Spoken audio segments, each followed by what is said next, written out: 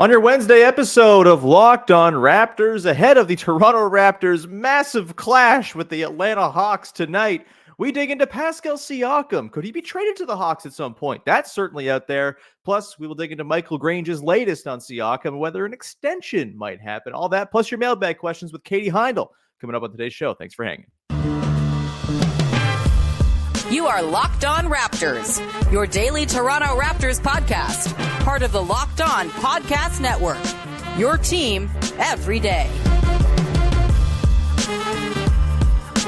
Hey, what's going on? And welcome to another episode of Locked On Raptors, part of the Locked On Podcast Network, your team every day. It is Wednesday, December the 13th, and I'm your host, Sean Woodley. I've been covering the Toronto Raptors now for 10 seasons on various platforms. You can find all my work over on the website that's busted at Woodley Sean. You can find the show on Instagram at Locked On Raptors. And of course, you can find our little family of listeners, little sickos just like you who love the podcast, can't get enough of it, and want to talk to other people who listen to it in the Locked On Raptors Discord. The link is in the description. It's free to join. We would love to see you in there. It's a wild time these days with all of the spiraling and losing and bad vibes, but it's a nice, friendly place to be. A little therapeutic at times, even if you want to come hang out in the Discord. You can also, of course, find the show for free on your favorite podcast apps. Follow, subscribe, rate, review, etc. All that good stuff. We are also on YouTube, so you can go subscribe to the channel, hit the notification bell so you never miss an episode when it goes live. It's the favorite move of our everyday listeners. Thanks to our everydayers out there. And if you're not one yet, why aren't you? Today's show is brought to you by Game Time. Download the Game Time app, create an account, use the code LOCKEDONNBA for $20 off your first purchase. And we get rolling here on it'll be a little bit of a hodgepodge of stuff today. We're going to talk about the latest Michael Grange piece about Pascal Siakam and his uncertain future. We're going to get into some mailbag questions from you, the listeners. Maybe we'll look ahead to the next two games against the Atlanta Hawks, the most depressing home and home, or I guess back-to-back in Toronto between two teams you will ever see, I reckon. And here to do it all and talk about it is our pal, Katie Heindl from Dime and Basketball Feelings. Katie, how the hell are you? I'm good, man. Feeling festive. Went to a little holiday market last night. Had some hot wine. Nice. Walked around. Bumped into friends. It was nice. Hell yeah. I love a hot booze. I love a spicy booze. I do not love eggnog. It does not sit well with my constitution. And we'll leave it at that. All right, Katie, let's dive in to the Toronto Raptors, shall we? We will kick off today's show talking about Pascal Siakam. We've got some mailbag questions on Scottie Barnes and some other stuff to get to a little bit later on. But yesterday, Pascal Siakam at practice, as our pal Eric Kareen noted when he shared out the quote, went full DeMar mode, talking about the state of the team as it stands right now. And that was followed up by a piece by Michael Grange over at Sportsnet, kind of looking at the future of Pascal Siakam and some interesting kernels in there about perhaps roads not considered for many people in the fan base with Pascal Siakam that we will get into momentarily. But let's start off with the quote, Katie. You are the feelings correspondent here on the podcast, of course, as the purveyor of Basketball Feelings, the single best newsletter in all of basketball writing. Be a paid subscriber. What are you doing? Stop waiting. The quote from Pascal Siakam yesterday at practice, I guess just kind of talking about the general state of things. Quote, it's hard. It's hard. The way I look at it, and that's been in my life, period. It's never been easy. Hey, you got to fight. There's going to be times where it's hard out there and you feel like you're getting knocked down. Every time you go out there, it feels like a boxing match where you get knocked down and everything. You can't see nothing. You're looking for your mouthpiece, trying to find anything on the floor, and the ref is counting, blood coming out of your mouth. And the thing is, it's going to happen more than once. That is the state of your Toronto Raptors through the eyes of Pascal Siakam, Katie. What was your initial response to that passage by Pascal, that very visceral, graphic passage by Pascal at practice yesterday? Things seem great, right? Actually, I was just trying to think of the last time that happened to him in a game. Because to me, I take that as more of like a very observational quote, not necessarily projecting, you know. Okay. He's like someone who's been in the league for a long time now, much more, probably like more than half his team. So he's seen some stuff. He's been knocked around. He kind of knows how to ride these waves, right? He certainly does in a personal sense when his name is kind of being brought up again and again in trades, and he has to reiterate his stance on things. So to me, I took it as like, this is not really reflective of the team, even though perhaps that's what he was asked to put in context. I think this is more of like Pascal's perspective on probably playing basketball right now, which has to do with the team. Maybe also has to do with like where he thought he'd be in his career, where he is in his career, you know, and reconciling those two. Maybe just taking a look around the league. Draymond Green hit somebody in the head again last night. Shocking news out of Golden State. What's going on with the Warriors? I don't know. But yeah, I don't take, like, I take this as someone who's in touch with like how difficult it is to sometimes do the job that he does, and to stay even keel throughout it. So I didn't really take this as something that was like so desperate or, you know, dark necessarily. I thought it was like a very interesting thing for him to feel like he wanted to share, and also shows a level of like comfort and confidence in himself to feel like he can share that with a bunch of people sticking their phones in his faces. Yeah, no kidding. Yeah, I mean, I think you're probably onto something here, because like he's the type of dude. I mean, how many guys currently in the NBA at this level that Siakam occupies have had the roller coaster up and down sort of gigantic shifts in narrative around his career, right? Like it's been like he's gone through the muck and come out clean on the other side more than once, which is I think a testament to him. It's very impressive. So yeah, maybe a little more introspection there than sort of looking at the team around him. And I do think like in general, it feels as though, and Grange kind of dug into this a little bit in the piece as well, like Siakam feels like he's, whatever the future holds for him, he feels like he's very much on board for getting this thing figured out, and like it is bought in, is like comfortable, happy, not agitating for a move by any means or anything like that, which you know, is certainly encouraging to hear. I like your read on the quote, Katie. It's much better than the, oh, everything is falling apart and everything is blood and hell. That's good. We like that. So in that Grange piece, Katie, Michael Grange notes, you know, there's a possibility Siakam's going to get traded, all this stuff. We know that that's been out there for a while, but he also brings up the possibility of Pascal Siakam extending sooner rather than later. Quote, according to league sources, there's expected to be a fairly robust market for the Raptors veteran, though maybe not the slam dunk of a return that makes the deal a no-brainer. The Raptors, under president and general manager Masai Ujiri, aren't known for selling low, which is why in some corners there's an emerging view that another possible path may present itself, or one where Siakam doesn't get moved and may even get extended, and inking an extension in the coming weeks. It wouldn't surprise me if there have been exploratory conversations on the subject. Interesting, Katie. What is your read on that? And look, people know my stance on Pascal Siakam. I'd like him to be on the Toronto Raptors forever. I'm probably clouded in my judgment of this whole situation. But I also think the note in there that Grange has about the return not being the slam dunk that they would like for Pascal Siakam makes it to me that the extension, which I've always thought is the best move, is kind of a no-brainer at this point if you don't think you can get proper value back for a two-time All-NBA player who just so happens to be playing pretty damn well next to your emerging superstar in Scotty Barnes right now. Those two dudes are not the problem at the moment. So where are you at with this? Like, what's your sort of thought on the idea of Siakam getting a surprise extension here?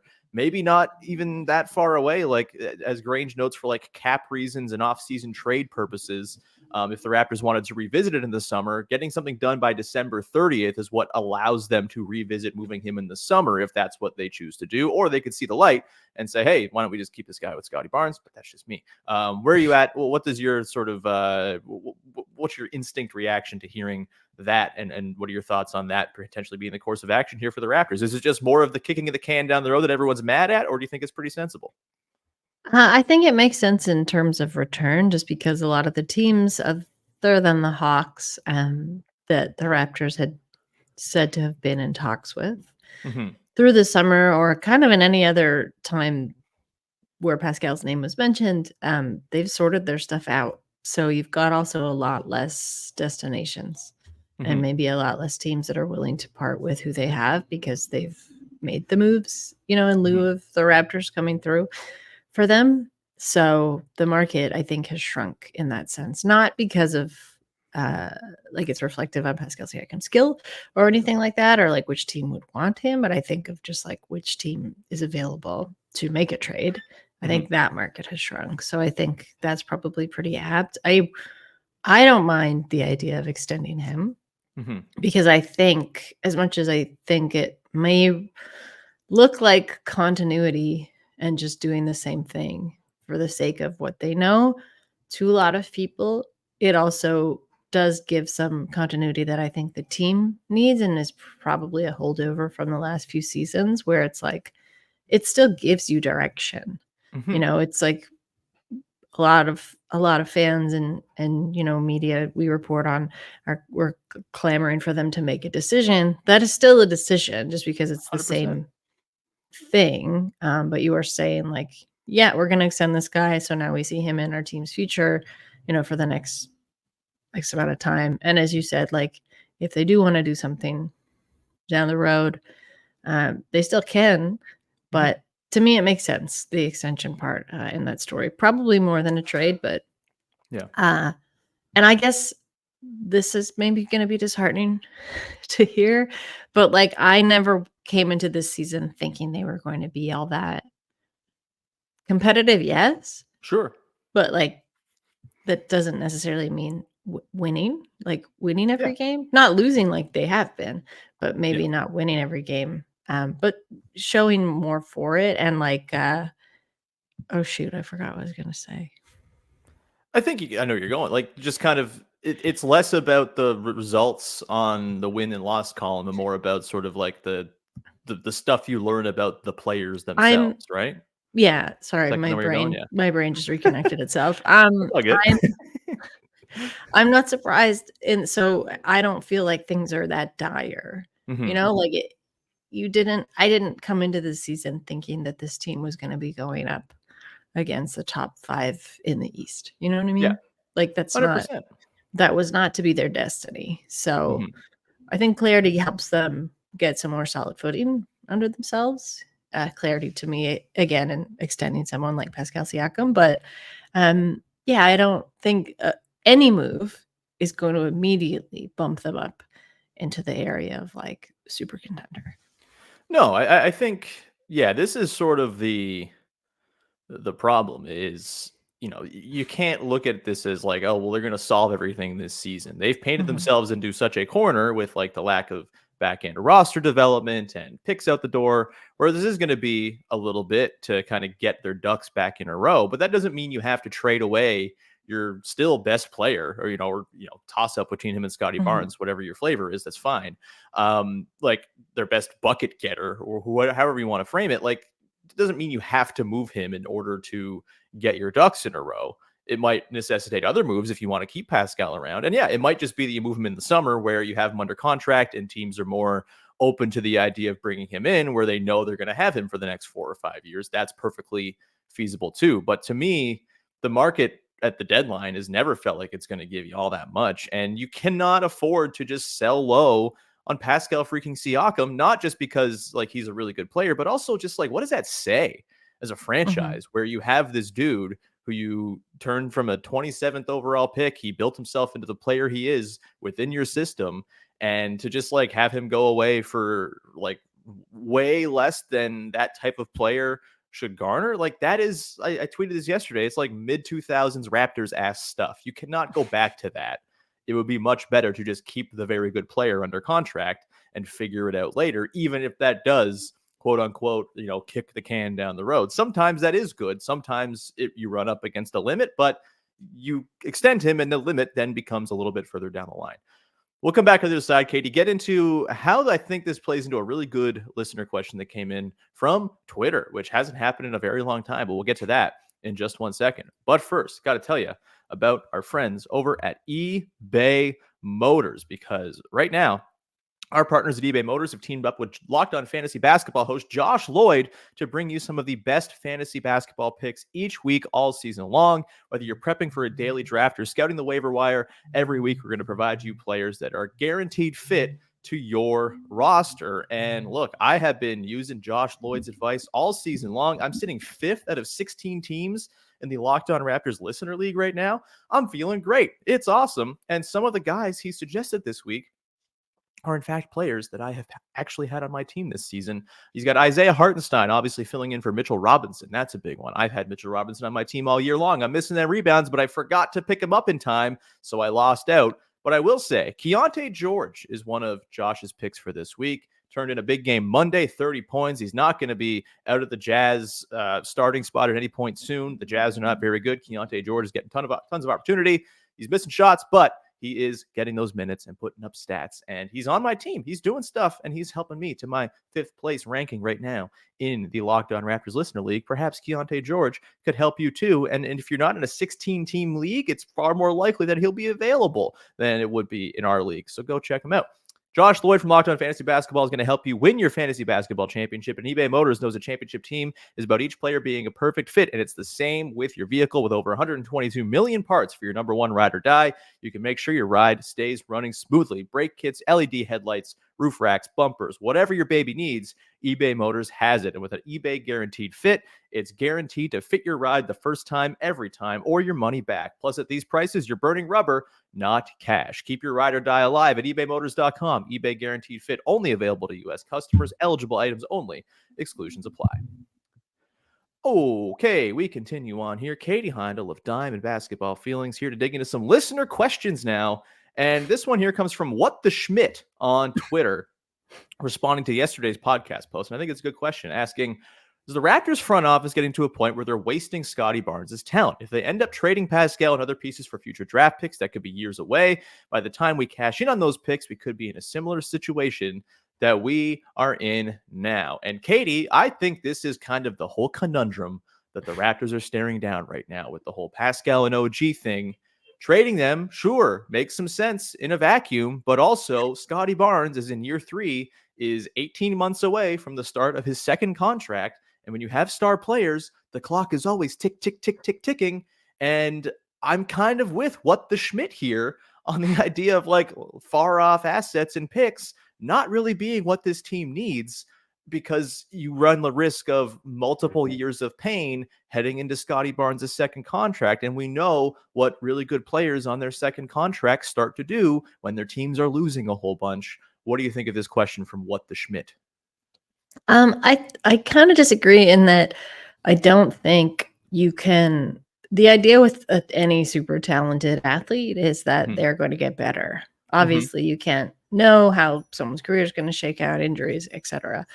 But I think with someone like Scotty Barnes, who the Raptors have always said, like, and this is probably counterintuitive again to what a lot of people want to hear, but in terms of development, they didn't pick, he wasn't their pick because they were at the time, like in a situation where they needed someone to be impactful right away. Obviously, that has changed because of some of the front office's decision making, and losing more people than I believe they anticipated. But somebody like Scotty Barnes' development, it's just going to keep going up, right? So you're not necessarily losing out on his best years or most productive years, because the idea is that those haven't even come yet, because you're actually seeing him just this year, I think, grasp and really start to put things together and make a leap significant from last season. His first season and second season, it wasn't like that. So, as his maturation continues, I think you secure someone like him in their second contract, you're pretty much assured, as assured as you can be in basketball, that you're still going to have his talent and his best years on your team. So I get like the conceit of the question and not wanting to have nobody around him, or I also I do disagree when teams kind of bank everything on the draft or imaginary picks, because the draft is such a gamble. It can go very wrong for you. 98% of the time, if not more. And I say this as someone who loves the draft, but I still recognize this is never a surefire thing. And then you also have to factor in time, which nobody wants to do. But like, look how long it took for Scotty to get here. Long in NBA terms, right? 3 seasons is nothing, but in NBA terms, it is forever. So you're then looking at him in his 6th year, maybe if like some imaginary pick comes in and takes about the same time to get to where he is. Like, none of this is actually good for building a team in the short term that looks competitive. So I get it. I agree and disagree, I guess. I think it's an important question to ask, because you don't want to be sitting there wasting have like a star talent and having a roster that's not befitting of his skills. I think it's probably too early to say that they are wasting him, right? Like, it's like you said, he's year 3. Like, it's things can change very quickly, and having a player like that often begets getting more good players like that, because it forces you into like win now trade mode, or maybe it's sort of, I mean, I'm not saying some guy's going to be like, go trade me to the Raptors so I can play with Scotty Barnes. That's not happening right now. But I do think it's a different thing when you have a player like that. It becomes a little bit easier to kind of figure things out on the margins if he becomes the type of player we think he's going to be, which the returns from this year so far, pretty encouraging. This is, though, why I think keeping Pascal Siakam and or OG Anunoby is important, because you cannot have, like, it's important to have co-stars for your stars. We've seen it happen so many times.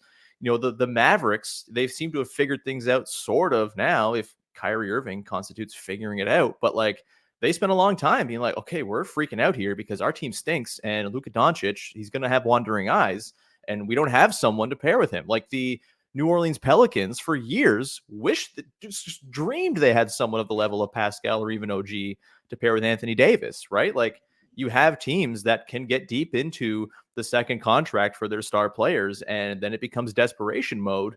But if you go about keeping the good players, then I think that's a helpful thing. Obviously, the problem with the Raptors here is to better assemble a fully fleshed out roster around Scotty Barnes, you may have to trade one of Pascal or OG. I don't think that is indicative of like their lack of ability to play with Scotty Barnes. I think it's pretty clear at this point. Those 3 dudes are not the problem. It's the fit of the roster around them that is causing kind of the issues we're seeing. And I do think there is more creativity, inventiveness with lineups that they can roll out this season to kind of let those 3 shine a little bit more too. We'll see if they get to that. It sounds like at least 1 or 2 more games of the starters per Darko yesterday. Can't wait. But maybe the Hawks are the balm for a struggling lineup. We'll see. But I think it's a really important question to consider. And I think it is a question that complicates all of the Pascal and OG stuff, whatever the outcome is there.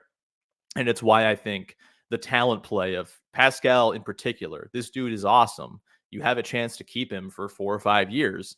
Like, why would you not set Scotty Barnes up with a running mate, even if the fit isn't 1000% perfect? Guess what? Like, Jason Tatum and Jaylen Brown, that's not a perfect fit, but they've made it work. Lots of teams go with imperfect fits, but they make it work. And that's kind of where I'm at with the Pascal stuff. And, OG, I think to a lesser extent, because I think OG is less of like a star as opposed to just like an excellent player who fills many very important roles. But yeah, I think it's a good question. Maybe a little early to get too red flaggy and panicky about it, but certainly something you got to keep in mind. And I do think the idea of, let's get some picks for 2-3 years down the line, like, I don't think that does anything to help with the Scotty Barnes thing right now. It just does not, unless you're trading those picks for actual players right now, which maybe is a thing they can do.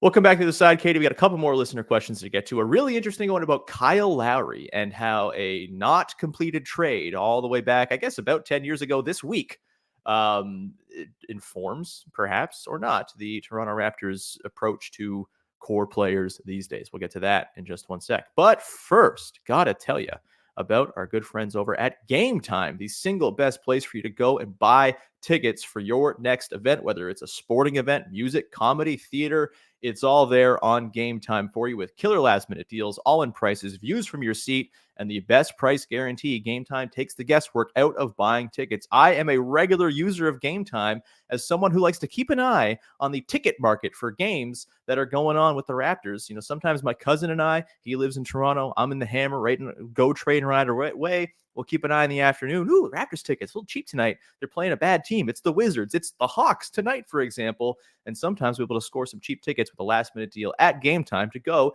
and take in what will probably be a very disappointing Toronto Raptors game if things, keep up with the regular pattern we've seen so far this year. Either way, go to Game Time and get your tickets and take the guesswork out of buying those tickets and download the Game Time app, create an account, use the code LOCKEDONNBA for $20 off your first purchase. Terms apply. Again, create an account, redeem the code LOCKEDONNBA for $20 off. Download Game Time today. Last minute tickets, lowest price guaranteed. Okay, rounding out the show here with our fave, it's Katie Heindl talking mailbag questions from you, the listeners. A reminder, if you ever want your mailbag question answered, drop it in the Discord. The What the Schmidt question from Twitter, that's the exception, not the rule. It was just a good reply that I thought was a good question to talk about on the pod. But mostly you're going to drop your mailbag questions in the mailbag chat in the Discord. So join, and we would love to see you in there and get those questions in. Next question here comes from Skip to My Lou, and I think it's an interesting one, Katie. Do you think almost trading Kyle, of course, the failed Knicks deal for Iman Shumpert and a first-round pick, and having it lead to our first championship has made Masai more patient with core players? This is interesting. The things that happen to you in your life inform the way you live your life later on. This is a thing. I think it kind of stands to reason that maybe that bit of serendipity of keeping Kyle Lowry and all that came after certainly does inform what the Raptors do. But where are you at with Katie? Do you think this is a thing? Obviously, we don't know for sure without asking Masai Ujiri and giving him truth serum. But do you think this is something? There's some legs to this theory. Yeah, I like it because it's generally how I approach my fandom and how I kind of view and deconstruct the game with patience, but it's a really outlier opinion. I also think you can't it wasn't Masai's patience. That trade didn't fall through, but there could have been a ton of reasons as to why, and it may not have just been them pulling the plug and being like, let's wait and see. No, it was James Dolan being scared is what it was. Yeah, exactly. And pretty well documented. You kind of lucked into some patience, but you also lucked into DeMar DeRozan talking Kyle Lowry right into staying. You had one person who believed in the team and one person who was just thought they were just going to be in its slingshotted out of its orbit really quickly based on his track record, right, with teams up to then.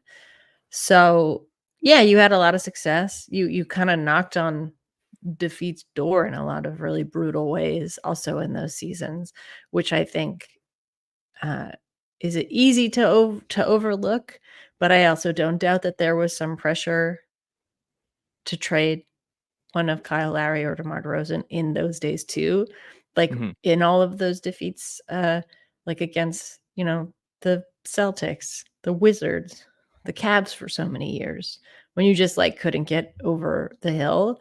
I don't think that was solely guided by patience. I think there was a lot of frustration and trades that didn't pan out, right? And I think Kyle Lowry has spoken to that as much too, for the amount of times that he heard or thought he was going to be traded and a deal kind of fell through. So it is a nice conceit.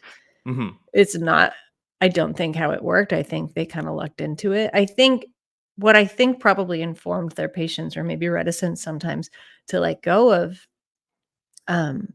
guys that become their core players and really representative of the franchise is the bonds and relationships they built with Kyle Lowry and DeMar DeRozan, which is not a bad thing also to inform your decision making. I know it is a ruthless business, but wanting to do right by the people that have helped shape and form and inform your franchise, and yes, your decisions in that sense isn't such a bad thing. Yeah. So there's some truth to it, but I think it would be a little bit revisionist to say oh, they're such patient people now. Yeah. I think, look, I think in general, the front office, their MO is let's not overreact to stuff and let's not make trades for the sake of making trades, right? I think that is pretty clear. yes, they've made some trades that haven't worked out, but I think they've been pretty studious when it comes to like, okay, this is what we're going to accept for this guy. And if not, we're just not going to make the trade because we don't think it makes sense for us. And Mhm. look, it's gotten into some trouble, of course. Like, could there have been times where they move OG Anunoby and have less of the cloud hanging over this year's team? Absolutely. Same goes for Pascal Siakam, I'm sure.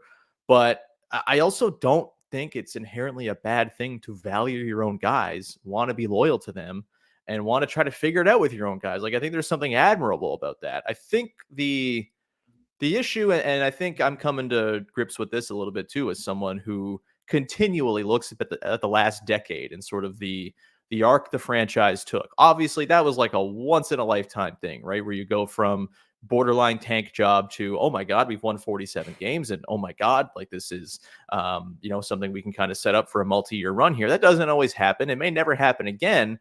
But I think the general MO of it, of like, let's just be patient and not overreact and be okay with just being pretty good, not feeling like contention is the be all end all of everything all the time. I Mhm. think that's a pretty sound way to go about thinking things. The problem is Kyle Lowry.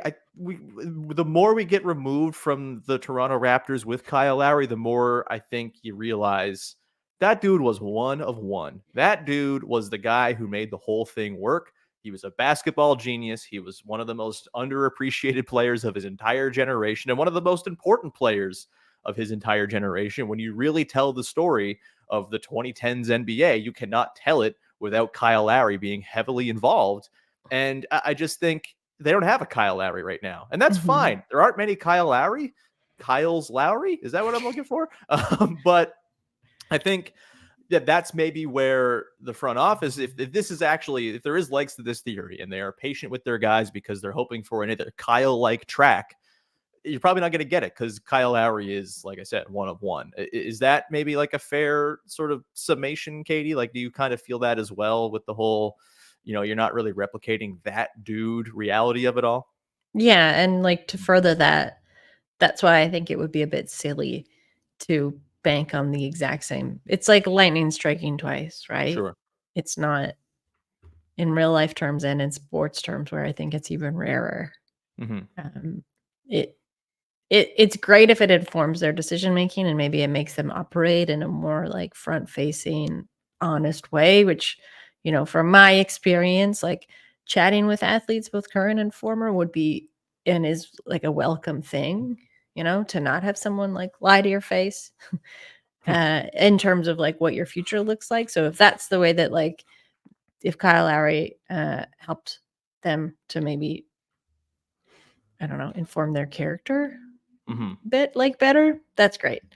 But otherwise, I think, yeah, it is, like, a nice place to dwell in the past, especially when things, like, have worked out and you can kinda trace the arc, but, like, you can only do that retrospectively. So Hmm. I think it would actually be worse for them if they, like, rested on their laurels and counted on something like that happening twice. Patience, not bad, but Yeah. also, like, you can't just be like, "Well, this worked once, so of course, it's gonna work again for us." 'Cause Sure. it wasn't just Lowry, it was, like, everybody who was on any iteration of those teams and things Hmm. kind of, like, panning out exactly so. Yeah. I mean, I still think in general, my philosophy tilts towards staying competitive and trying to be good and hoping that you can parlay that into being better.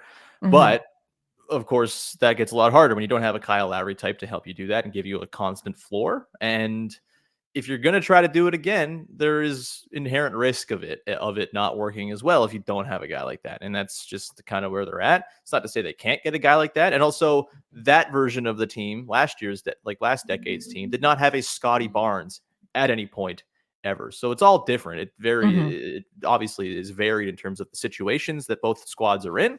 But yeah, I think the ghost of Kyle Lowry looms large over everything, obviously, because how could it not? He's the coolest and the best. That's a good question. I think we'll leave it there. It seems like a good place to jump off. Katie, thanks so much for hanging out today. It was lovely to have you. Of course, anytime we can talk about how rad Kyle Lowry was, it's a good podcast to me. That's Yeah. classic Sean and Katie stuff right there. Do you have anything you want to plug for the good people out there?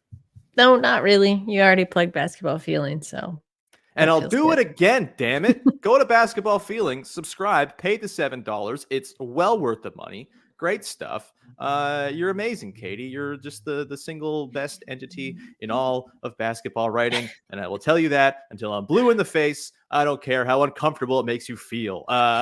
We will leave it there. Go find the show wherever you get your podcast. Of course, subscribe, rate, review, all that good stuff. We're on YouTube, of course. You can subscribe over there. We will be breaking down the game against the Atlanta Hawks on tomorrow's podcast, so you have that to look forward to. We'll see what we're doing on Friday, TBD. I actually have to travel Friday, so there might be no episode. We will see. But also next week, we've got Dave Dufour lined up. He's going to come on at some point next week to talk about the Raptors defense, which is obviously not so hot right now. We'll get a coach's perspective from the assistant coach of the Georgian national basketball team, in addition to all of his wonderful work over at the Athletics. So you have that to look forward to next week. Anyway, thanks so much for tuning in. We will talk to you again very, very soon. Enjoy the hilarious game that is sure to ensue tonight against the Atlanta Hawks. We'll talk to you after. Thanks for hanging. Bye-bye.